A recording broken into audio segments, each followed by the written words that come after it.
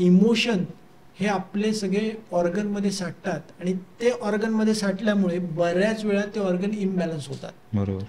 मेरे दिल को लगी हुई चोट मैं कभी भूल नाही सकता. आपण बऱ्याच वेळा एखादं जुनं कोणतरी मित्र मैत्रीण आई वडील आपल्याला काहीतरी बोललेलं असतं आणि त्या बोललेलं आपण दर एक 3-4 महिन्यांनी आठवतो आणि ती व्यक्ती मला अशी बोलली आता मी तिचं असंच करेल आणि त्याच्यामुळे कुठेतरी तो स्ट्रेस तो इमोशन त्या किडनीला खराब करून टाकतात, त्याच्या आजूबाजूचे लिगामेंट टाईट करून टाकतात.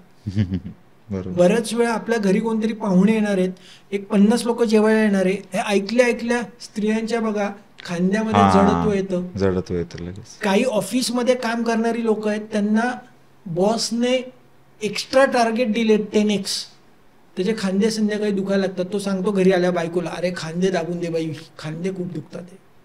Because that emotion in the shoulders. बऱ्याच वेळा लोकांचे इगोमुळे गुडघे दुखतात. बघा तुम्ही, एक मराठी म्हण आहे आपली, समोरच्यानी गाडी घेतली आणि तुझ्या पोटात का दुखतंय.